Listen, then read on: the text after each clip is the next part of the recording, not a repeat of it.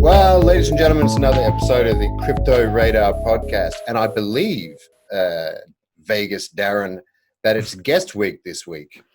That's right. We have Crypto Wendy O with us today. Isn't that awesome? That is absolutely awesome. Welcome, Wendy, to the Crypto Radar podcast. Thank you so much for having me. I'm excited to chat with you guys. Some of these topics are going to be fun. Yeah, well, we hope absolutely. so. Well, I'm going to start off with talking to you and Wendy about just before you entered into crypto. Can you give us a little bit of background of where you were in your life and what you were doing? So I worked in healthcare for 7 years. I worked in infectious disease, and my clients predominantly were like HIV/AIDS. And they, of course, they had other issues as well, because when you have HIV/AIDS, the medication you take makes you very, very sick. It helps, to keep you alive, but it also makes you very sick, and it has some adverse reactions on your body. So what my role was to manage anywhere between 200 to 300 patients a month, make sure they got their meds, make sure they were going to their doctors. I talked to them about their symptoms. A lot of them had mental health issues. So I made sure that they were, going to their meetings or seeing a doctor, pretty much just making sure they were adherent. I did a lot of medical billing as well. Well, not medical billing, but pharmacy claims billing, prior authorizations, helping get them set up with insurance. And then I also did training I want to say I trained over 50 employees when we implemented a brand new computer, what is it called? The customer service, the CRM database. So I kind of did training with that, which was really cool. And then I helped a little bit with sales and marketing towards the end, but it was mostly just taking care of my patients and making sure that they had everything they needed, and making sure that they did what they're supposed to do, because it's a very diverse population with a lot of subgroups. Yeah, no doubt. Working with a lot of vulnerable people, I'm sure. Yeah, a lot of them had a lot of personal issues, and it was really, I became friends with a lot of them, which was super cool, because they would come in and I knew their pets' names, I knew their partners' names, I knew their kids' names, I knew their personal business. It was more like I felt like I was like a family member almost. But they did have a lot of complex issues, because when you're taking that type of medication, it's very heavy on the body, extremely heavy on the body.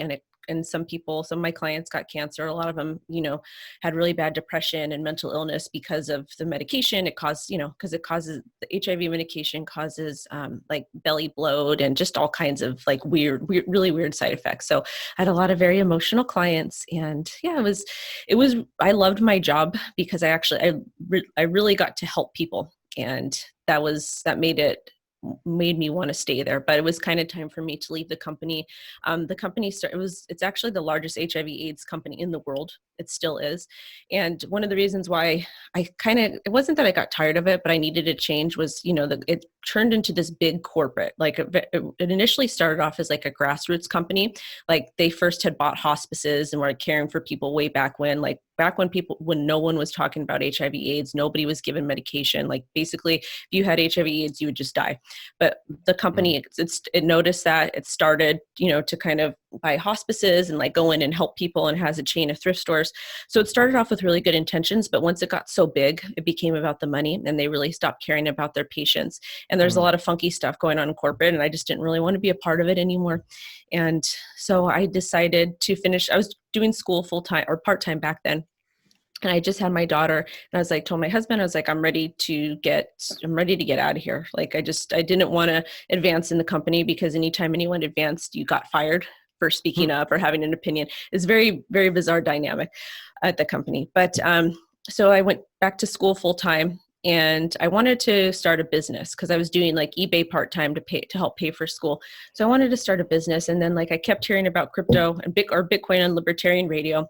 I was initially introduced to it back in 2011. My stepson wanted to borrow our credit cards to buy Bitcoin. And my husband, at that time, and I, well, we weren't married. We were pretty young. And I was no, I don't have a credit card. We were just trying to get our stuff together. So I heard about it back then. And I didn't buy it because I had no idea. I never considered myself a technical person. And then 2017, I was just like, I'm just going to make the plunge and buy some. And I did. And I was posting stuff on like my Instagram or Facebook. And then a friend, one of my good friends, boyfriends was like, oh, you're into crypto and Bitcoin. And he was already in the space for a year. So he kind of helped guide me and talk to me about like, showed me how to use a ledger, like the importance of using a ledger, like all that type of stuff. And then from there, I saw people posting charts on Twitter and I was like, they could do it. I was like, if some cartoon character could do it, I can do it too. So I taught myself like technical analysis. I taught myself how to trade.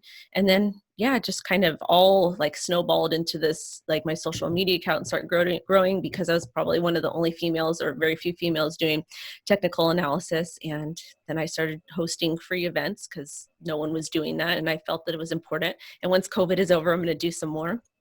And yeah, it's pretty much how that happened. It's a little different from other people, I'm sure. Yeah. So talk to me about technical analysis. It's something that, a lot of people don't really understand. A lot of people are kind of skeptical of its effectiveness. Tell me about how it's worked for you. So the great thing about technical analysis is majority of like the patterns or the setups or the indicators, they're backed by math. Before I became a business major, I was a bio major because I wanted to become a pharmacist. And if you want to be a bio major or you want to work in STEM or healthcare, you have to take lots of math classes. That's what they make you do. I'm not that good at math, but I like doing math because it challenges you. I don't know if you guys have taken calculus or not, but when you take calculus, you do derivatives. And you do them over and over and over and over again because that's how you memorize the formulas for the test and whatnot. So I kind of applied because I've got associate's degrees in math. I think I have like 5 of them because at community college they just hand them out like crazy. I took like 10 math classes like consecutively. So when I was like looking and reading about technical analysis, I'm like, oh, this is a moving average and this is this and this does this. And I was like, that's similar to what I learned. So I just started I pulled up the charts and I just started drawing like lines on it and checking my work with people on TradingView. And it really helped technical analysis helped me make better decisions with investing because I was able to spot trends. I was able to spot some of the tops, not like when I say tops and bottoms, I'm not saying the exact top or bottom, but I was starting to get a feel to, hey, this is what could happen. So I started trading altcoins and I was doing okay with that. And it's helped a lot. But one of the things people say, a lot of people get mad because they're like, this is like people that do technical analysis. You guys are like pumping stuff. You're doing this, that. They don't understand that that the method and the whole method behind it is based and backed by math. So it's not that like we're using it as a guide to help us, but there's other things that encompass technical analysis, especially trading. You have emotions, you have psychology, you have like when you have real money on the table, you're going to trade completely different. There's a lot of aspects with it. So when you see somebody, if you're on crypto Twitter and you see somebody posting a chart, it's not because they're trying to shill you their bags. It's because they're probably in that trade and they are trying to anticipate what could happen next. One of the reasons why we post charts publicly, why I do it publicly, is because I feel that it could help other people. Because the way I break it down is pretty simple. I don't use like a lot of crazy lingo because I wouldn't be able to learn that way. But I post it to actually help people. And because that's like a trade that I'm in or someone asked me for a chart. And I think that especially anybody that's in crypto, even if you're just a hodler, it's important to know some of the basics of technical analysis because if you can save like 10%, if you can buy a dip that like, let's say Bitcoin drops 10% and instead of dollar cost averaging on Friday, but if you see that it's starting to drop and it drops on Wednesday 10%, wouldn't you rather buy it on Wednesday than on Friday and get that extra 10% and get more Bitcoin? Sure. Of yeah, course. you would, of course. Would you? I mean, and just to pick you up on this, because it was said to me recently that technical analysis in crypto doesn't work. Oh, it totally works. Totally works. So it totally works. Okay. Because his argument was that crypto, this is all event driven. Everything, prices are driven by events, announcements. No, you don't agree? No. So sometimes. So I agree and disagree. Sometimes it is driven by events. There's a free website. It's called CoinMarketCal. And what CoinMarketCal is, I don't know if you guys are familiar. but basically it's similar to CoinMarketCap. Oh but yeah, I know. but it's CoinMarketCap. It's basically a calendar. It's got all the different projects listed, and it tells you the upcoming events. And if you're trading based on fundamentals, you can go to this website and you can say, oh, well, there's a Coinbase listing, or there's a Binance listing, or there's a partnership. So that does help with price. But when you're in a bear market, an announcement is not going to help at all. Like, you're going to get an announcement and you maybe price will go up like maybe 3%. Like, I traded throughout the whole entire bear market, so I was very aware. So the events can occur and they can make price go up, but they don't always coincide. Technical analysis it has nothing to do with events. It's basically you're using indicators or using support and resistance to where you can spot trends. We look for trends. So it depends what type of market you're in, but for the most part, they're kind of two separate things, but they also can coincide with each other depending. You trade you're a day trader, or you have No. a slightly longer term horizon?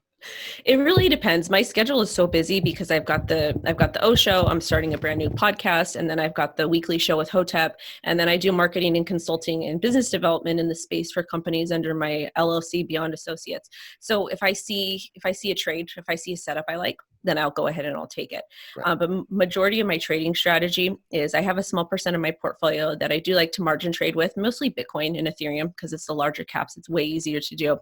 And I've been more successful at that. So I'll margin trade a small percentage when I do have time. But what I do like to do is I like to spot trade. And if anyone's listening to this, they don't know what spot trading is. It's basically buying at a price and then holding on to it and then flipping later on, like a swing trade kind of.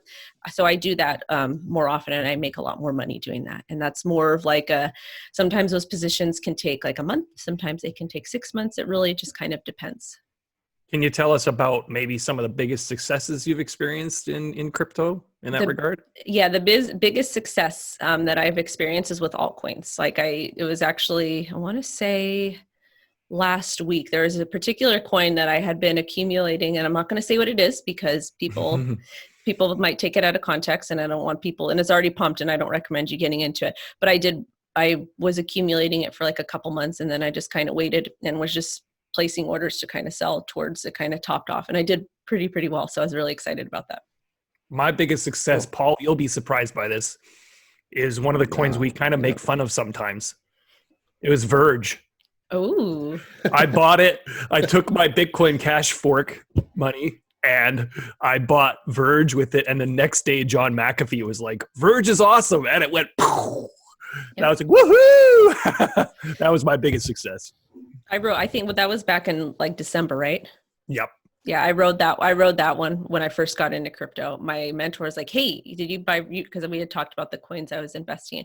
He's like, did you buy blah, blah, blah? And I was like, yeah. And he's like, go look at price. I think I was in Vegas visiting my stepkids at the time. And I was like, oh, I can take profit. So I like logged in on my phone. And I was like, oh, I took some profit. I had no idea what I was doing back then, but it was a cool feeling. That's the hardest part for me, is taking profit. Mm-hmm. That's why it's important to know a little bit about technical analysis, because if you know about technical analysis, you can spot support and resistances. Generally, like, the trader's dream is to buy at every bottom support and sell at every top resistance. Obviously, that doesn't happen, but that's why on my charts you'll see like boxes, and those are like ranges as to where I anticipate price to go, and those actually help with accuracy, at least for me, a lot, because it gives me, like, I know once price hits this support or this resistance area, if it pops into that box, we're going to hit to the top of it. But generally, I know I need to take profit right when we get to that bottom support or bottom resistance. And your goal is to stack Satoshis, right? You've said before your goal is to get back into Bitcoin. Am I right in saying that? Yeah. So my portfolio is pretty diverse with crypto. I mean, majority of it is Bitcoin and then Ethereum, a little bit of Litecoin, and then, some alts and whatnot. But that's why I trade, is because I want more Bitcoin, and I'm able to make more Bitcoin that way. Or let's say I want to go on vacation, or I want to buy something for myself. Like one of the trades that I was in, I think it was a CRO trade, a CRO trade. And so I was able to get, like, I bought dinner that night, and I bought like my husband's Father's Day gift with the profits or something like that. So that's fun. Of course, I do lose a lot. My margin trading has not been really good the last 6 months because I've been in school. So I don't mind talking about losses. But when I do well, I do well, and it feels so good. What's your biggest failure you've experienced that you learned from? My biggest failure was probably, it was a couple months ago, but everyone was like, you need to go long. Everybody was long and I was short. I was like, no, I'm going to stay short. So I shorted the bottom, and it was already, I think I forget exactly. I don't have my trading journal in front of me, but I shorted the bottom and I got like super wrecked. I blew like almost all of my Oh, stack. no. It was terrible, terrible, terrible. And that's why I don't trade with a lot of money margin trading, because of that reason. My positions are only like a couple $100, and that's for my risk that works. But my spot trading is a lot bigger than that. That's awesome. Paul, you want to share about any of your great successes or failures? In TA? In general, or in general, crypto, not in your life. I'm talking about crypto here. Yeah, well, I mean, as you know, I came from a stock background, but I was always. I didn't know that. Yeah. Which is kind of, I guess, how I entered crypto, because I got kind of bored with the lack of volatility, I think, is what happened, and so I started to trade crypto. But I was always about fundamentals, and in crypto, that didn't necessarily seem to work either. I actually don't trade a lot of crypto generally, I'd have to say. I did a couple of McAfee pumps, but I mean, that's I wouldn't call it a success to win that way, You bought the top of a McAfee pump? I put the I would do things would happen that things that I won't call a success, that I end up with. Oh, this seems there's a lot of chatter about EOS back, a couple of years ago, and I ended up with some, and they were 400%. They rose 400% in a couple of weeks, and I sold them, and I didn't really. It was almost an accidental victory. Yeah. Okay. I wouldn't claim any of that. It was, another thing that Paul and I talked about was asking you, Wendy, what do you find? I don't know the best word for this, the most abhorrent thing in the crypto industry, something that drives you crazy, something that you can't stand. So the thing that drives me the craziest is probably the cringe in the space sometimes. And when I say cringe, it's probably the idea that people that are already in crypto assume that the rest of the world, the general population, is tech savvy, and that using Bitcoin is easy for them, because it's not. I grew up very poor. I grew up without a tech background. I grew up without a father too, so that didn't help. Most people are just general population, we're just trying to pay our bills. We're just trying to, take care of our kids and whatnot. And people are like, oh, well, you just use Bitcoin and da-da-da-da. Well, Bitcoin's not easy to use. And seed phrase, being responsible for a seed phrase is not easy. And copying a 24 character wallet address to pay for coffee is not easy. So a lot of people, especially some of the maximalists, they can make you feel dumb. There's a lot of people in the space that will make you feel dumb if you don't know or you don't understand something. And I think that that's really discouraging for a lot of people. So that part to me is cringe. And then, yeah, just if you've been in the space for a while, consider yourself lucky if you guys are listening to this, and be kind to other people that are trying to come in, and try to explain stuff to them and be patient with them, because crypto, just because you understand how to use crypto and Bitcoin and blockchain, all that stuff, it's not easy for majority of people. And a lot of really intelligent people in crypto don't seem to understand that. So that's why I'm stayed in the space, and why I continue to do YouTube stuff, is because I hope people can watch my channel and be like, oh, that makes sense because she explained it like this. Well, and like a kind voice in crypto Twitter is rare, and that's why I think people notice you. That's why I think people see you and go, oh, I feel like I can listen to her and trust her, and I don't feel stupid asking questions, right? Because there's a compassion there that comes through. Yeah, no, that's been my goal, is because I've had people make me feel stupid. And some of the traders too, trading is dominated by men, which is fine. That's fine. There's more ladies coming in, which is awesome. And I'm by far not the best trader at all, but if I can help break something pretty complex down for somebody, I have a free Telegram group. Anybody can join and pop in. We meme in there. We talk about charts. We talk about music. So if you come in and you ask me questions, I'll answer questions. I won't answer your DMs. I don't get in private DMs anymore because people get so weird, but I've got a public Telegram group. People can come in, or if you at me on Twitter, I'll respond to the best of my knowledge. And if I don't know something, I'll tell you I don't know. Right. That's wise. Yeah. That's probably half the battle right there. A lot of people just talking about things they don't understand as if they do. Yeah, there's that. And then there's a lot of people, there's stuff on Twitter that one of the things that bothers me is a lot of people base credibility on following on crypto Twitter, and really the follower count has nothing to do with it. There's so many people that buy followers, they buy bots, they buy engagement because they do it for marketing. I've always stayed away from that just because I wouldn't be able to sleep at night. I would feel that I'm talking to fake people, and if I wanted I don't know, it's just weird. So people put a lot of emphasis on, you know, specific figures in crypto, like, oh, they have a lot of followers, they should do this, that, whatever. And I don't really think that's the right way to look at it, because there's a lot of people that are really great, that provide amazing information, that don't necessarily have a lot of followers. And yeah, just because someone's got a lot of followers doesn't mean they know anything that they're talking about. Well, if you look at my follower count, you can tell I sleep very peacefully. Yes, I'm sure. Yeah. So that's awesome. You host a lot of meetups, right? I do. About this stuff. That you know, there's always the critique from the people that aren't really in the know that, you know, it's not real money, you know, and you're doing this for a living. Like, how do you deal with that? You know, in dinner parties, family, friend encounters. Like, what's the, you know, you must have people all the time asking you about it. So I've done over 4 dozen meetups since I've been over the last like 2.5 years in crypto. I've done, I actually do professional events for companies too. I've hosted private VC dinners. I do club nights. Those I charge for, all that type of stuff. I do branded meetups for companies too, where they do have to pay me, but majority of them I do for free.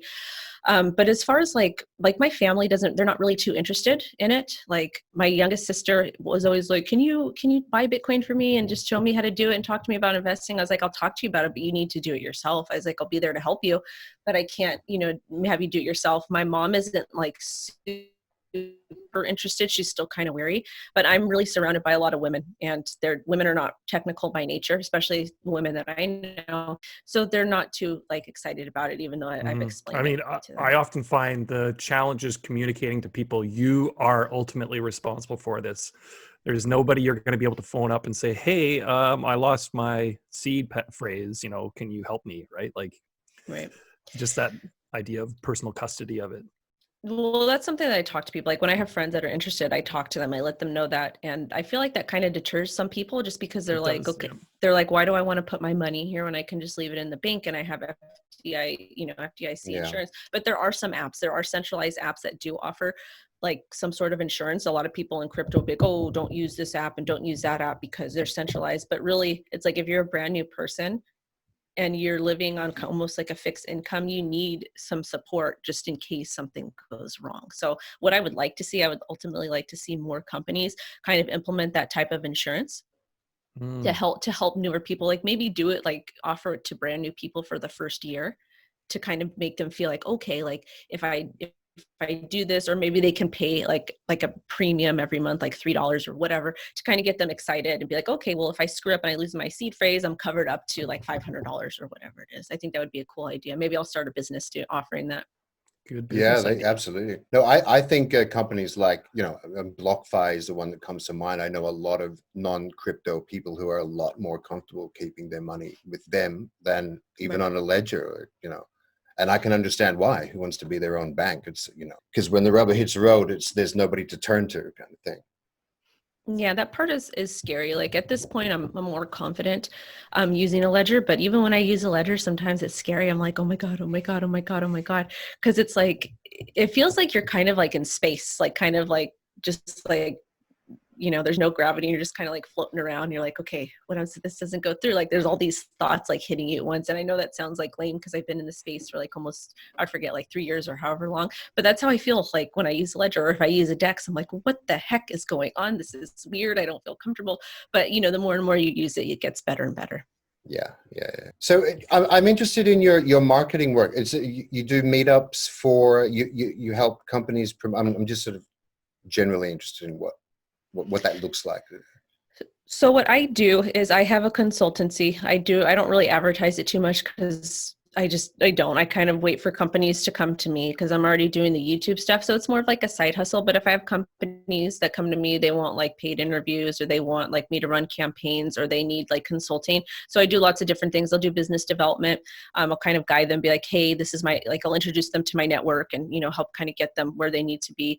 I'll do like very detailed like reviews for projects, give my opinion. And then like the marketing part, I do a lot of sponsored content, which is always disclosed. So I kind of help companies come up with creative ways to do that. And mostly it's my network that I like kind of like will link people up. I do a lot of contract work in the background. I just don't talk about it a whole lot. But if a company is like, oh, I want to do this, can you link me with this person? I was like, yeah, shoot me a contract. I need X percent of the deal if it goes through. And then the events are also on the side. And right now it's kind of, put off because of COVID. But I do, like, when I go to a conference, and I promised the community I would do this, I always host a free meetup. Always, always, always. And what I do is I invite everybody that's in the conference, and I invite everybody who can't afford to get into the conference. And then we just hang out. We drink beer or coffee or whatever. Sometimes I find sponsors, sometimes I don't. But those kind of, by me doing those meetups, it kind of helped me to do like professional events for companies, because they saw that I was able to manage, 50 to 100 guests at a time and make sure everybody had fun. And, it's good brand awareness for companies. A lot of people in crypto, they're not very, they don't have necessarily great customer service skills, or they're not that great at communicating with other people. So that's why they hire people like me that have strong background in customer service and communicating and orchestrating stuff, because I take care of all that. And they don't understand all the time that having like a free event and buying someone a couple beers, it's a great way to have a physical person come in and like meet and talk and kind of pitch the brand, or see, get a gauge to, if people are going to be interested in your brand or not. That's cool. That's really cool. So I'm curious about delete Coinbase movement and surveillance tools, and what do you feel? Maybe not about that topic, but is there a topic that you had in mind? Well, I guess we could talk about the delete Coinbase. I think that Coinbase, I feel like they had good intentions, but when companies get so big, they get very full of themselves, and then they stop caring about the people. They stop caring about the people that kind of got them to where they are. That's a big problem even outside of crypto. Do I use Coinbase still? I think I still have it on my phone. I don't have any money there. It's good to have different options to buy crypto just in case, but I don't really want to use them. I feel like there's a lot of other options out there for people. I love crypto.com. They're one of my partners. I love Gemini. I've met the team, talked to the team quite a bit. They're great. I like to do a lot of spot trading on Gemini because I feel safe there. But as far as delete Coinbase goes, I mean, if a company is going, like, I understand the whole KYC and the AML, then they have to do that to be legal, to operate legally in the United States. A lot of people in crypto will be like, oh, I can't believe you said that. Like, you're for the law, da, da, da.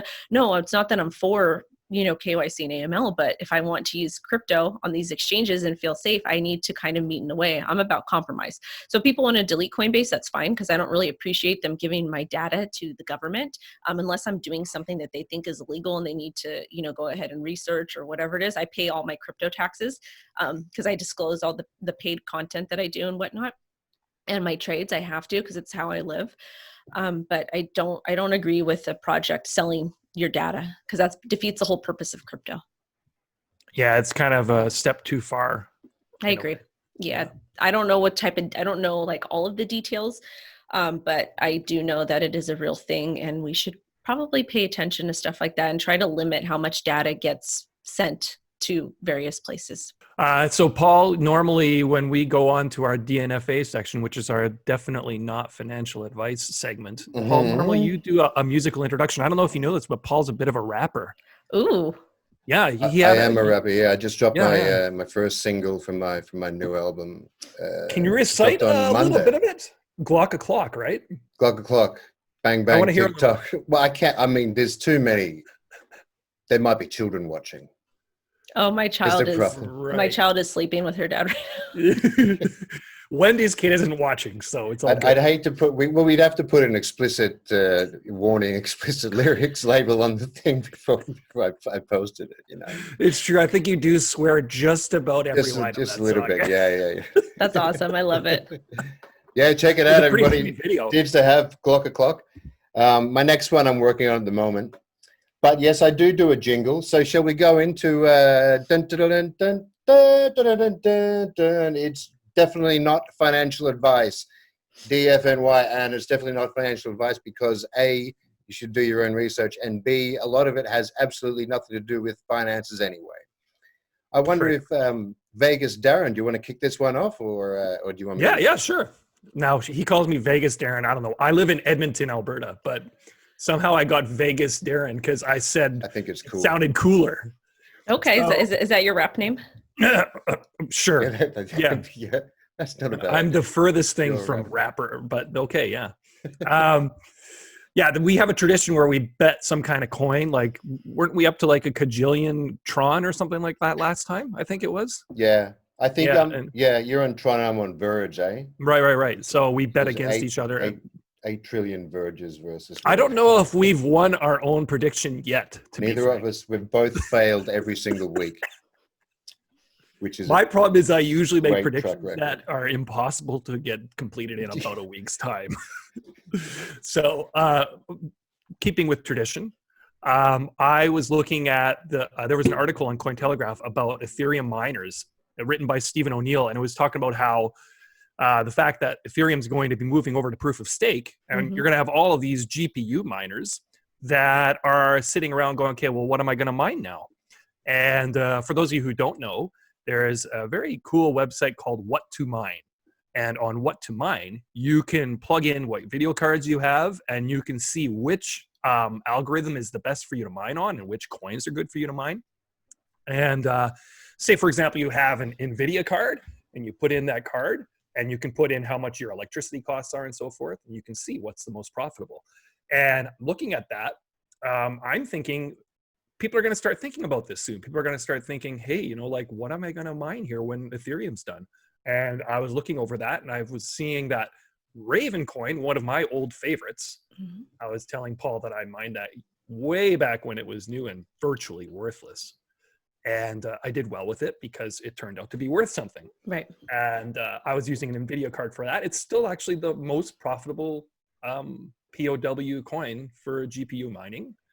Is that for buying birds, Darren? You go to a pet store and buy a raven or something? I'm not sure what its actual use case was. I think it was inspired by the whole Game of Thrones. Oh, okay. That makes it more sense. Yeah, that's where I don't think it had to do with pet stores. Don't they have like I know there's two Ravens. There's Raven Protocol and then there's Raven. And I interviewed Troy from Raven. And isn't I interviewed him at WCC. He was freaking awesome. But isn't Raven, don't they have like, I don't want to say NFTs, but don't they have something like profiles or something like that where you can create your own something? This is stepping into an area that I'll admit I'm not fully knowledgeable about. Okay. I could be 100% wrong. I could get them confused because my audience knows that I am not technical. I don't know a whole lot about mining. I know the basics of mining. I understand why it's important. I understand mining economics for Bitcoin purposes for trading. And I understand that mining economics can impact the TA, like the price on POW coins, depending on when the miners are taking profit. But as far as the fundamentals of most mining coins, I have. There are features of Ravencoin in terms of programmability and messaging and those kinds of things. And that's what it was. I think it was the messaging to where because someone was like, "Oh, I'm going to set you up with the crypto Wendy O handle for whatever it was." Right, and so that is kind of a cool element of Ravencoin. You know, and I think that's where they got the Game of Thrones notion from it with the messaging element. So that's pretty cool. But anyway, my thought is that the Ravencoin, we're going to see it because I was looking on CoinMarketCap. And, now I feel kind of silly saying this with Wendy sitting here, and here I am giving my absolutely terrible. This is your longest winded, definitely not financial advice. I apologize. And that's saying something. Raven, that is saying something. Ravencoin. Yeah. I'm writing it down. It's going up. It's going to go up. Let me check the price right now. That's why I'm pausing here. You have to go bold, though. I don't want another one of these. It's going to go up 1%. Oh, I only got 1 week, though. You have one, you have 1 week. Yeah. So it's currently give me something meaty. It's standing at about 2 cents. So 2 cents, although that might go against Wendy. But anyway, so it's currently at 2 cents, and I see it rising, going from price it was under that to. I feel like it's going to have a nice run in the next week. I feel it's going up to probably. I bet you it's going to have at least 15% gains in this week. Well, I'm looking at the weekly chart right now, and it's completely bottomed out. Bottomed out. It's slowly but surely getting moving, and we're currently testing the EMA 9, which is good. This is the weekly though, so I anticipate probably a little bit more sideways action, and then we'll probably start to see a run. I would imagine all the way to about 325 sats. That's the EMA 50 on the weekly for anybody who wants to take a look. That sounded a lot more professional than my assessment. Wow. But I do like Ravencoin right now. I do like where it's positioned, and I think by next week Sunday, it's going to have some good gains. That's my prediction. Yeah, it's I'm looking at the chart. It looks like it's completely bottomed out. It's like, but what I've noticed about Raven on, and it actually might coincide with your saying by like next week or the week after, because generally when it bottoms out, it's like a quick bottom. If you zoom in on the weekly, and you look at all the bottoms that it hit, it generally bottoms out and it creates like a support and resistant, or create the two candle butts put together, a red candle butt and a green candle butt. When those are put together, that creates a really strong area of support and resistance. And some projects like to do multiple candles before they pump. But with Raven, if you look at some of the bottoms, like back on July of 2018, and then October of 2018, and February of 2019, it looks like we kind of bottomed out and then we rocketed up like really, really crazy. Well, interestingly, I don't want to extend this too much longer, but I also found a similar pattern on Ethereum Classic, which is an AMD mined currency that's right at the top of the list for profitability on what to mine. So I feel it'll have similar patterns. So we're going to start a paid group now? I think we should. I'm just kidding. Oh, I thought you were serious. Darn. I tend to take people seriously. Oh, yeah, no, I promised the community I wouldn't start a paid group just because I'll post my analysis for free, because yeah, why not? I have nothing against people that have paid groups that are doing a lot of educational stuff. But there's a lot of scammy ones in the space too. Well, Paul and I will just put our names on it and you can give us all the advice. That would be perfect, because then I don't have to deal with the trolls on Twitter. There you go. Yeah. Thank you so much for that TA though. That was great. Thanks. Paul, what about you? Yeah, that was epic. So, well, I am gonna, and this is definitely not financial advice because it's got nothing to do with finance. But what I'm gonna predict is this time next week, my friend Craig Wright and my favorite crypto identity, Justin Sun, are going to form an NGO. They're going to take all the money out of the one FWX wallet that Craig Wright owns. He's going to, whoever stole the keys from him in February is going to come back into his life magically, and they're going to start an NGO. It's going to be called Sunright, and it'll be providing solar power to marginalized communities in an act of good grace. Okay. How are we going to bet against that? Like, that's ridiculous. Well, you just say, I bet that's not going to happen. I want your 8 trillion verge. And yeah, I'm saying that's not going to happen, Paul. Okay. Well, we'll see. Your thoughts on that, Wendy? That totally won't happen. I think that Craig is just Craig, and the community just needs to just let him do whatever he's going to do and just kind of ignore him, because he's like that child that is just constantly acting out to get attention from the parents. So that's the kind of the way I look at it. Because I notice when my daughter, when she's being really naughty, it's because like I've been busy all day, and so she'll do things like to kind of act out to get my attention, and then I'm like, okay, you need mom's attention, so I'll make sure I spend extra time with her. So that's what. And how old is she? You said she's 3.5. And you're saying that your daughter reminds you of Craig Wright, or Craig Wright reminds you of your daughter? No, it's just the behavior. Okay. The temper tantrums and the need for attention, that type of stuff. Wow. Yeah. And I think Sunright will get hacked. Sunright, the NGO, will get hacked. Yeah. Yes. And then they'll be like, we didn't do this. Oh, probably, if that ever happened. Well, that's very juicy DNFA there. So next Sunday, we'll see how that all pans out.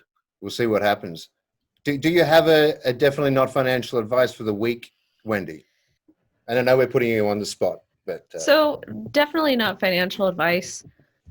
Don't be a jerk, guys. Not you guys, but just anybody who's watching this. This is not financial advice, but just be nice to people right now, especially because everybody's so sensitive and a lot of people are going through struggles. Just be kind to people. If you can give back to somebody or donate, or maybe leave somebody a little bit of extra tip, or just talk to somebody and be kind, or maybe if you're a jerk on Twitter and just refrain from being a jerk on a particular person's post for a week, then do that too. Just be nice right now. Don't be a jerk. Yeah, I can't bet against that. That's great advice. Great advice. I know it sounds corny. I know it sounds super corny, but since I have a platform here to say it, I want to say it and just kind of remind people that sometimes even if you just walk by somebody and you smile at them, it can make their whole day better. Yeah. And it is a particularly difficult time for everybody, where we're all in it, right? And everybody needs a little bit more love than normal these days. It's tough. Yep. Thanks, Wendy. We really appreciate you coming on to the Crypto Radar podcast show, audio and video. And it was nice meeting you in this way. Thanks for having me. It was a great talk. It was fun. Sometimes I like to like kind of let go and have fun. I've been doing that a lot more on Twitter with my shit posting, but it's fun to get on, do content and just be fun and have like a free flowing conversation. So I don't have to be like this. Yeah. That's kind of our style as well. Yes, we really appreciate you taking the time for this. Thank you very much. Thank you. Yeah. And that's it, folks. And for another episode of the Crypto Radar podcast, catch us next Sunday to see if Craig Wright and Justin Sun do, in fact, establish an NGO with Mt. Gox's stolen funds. See you then.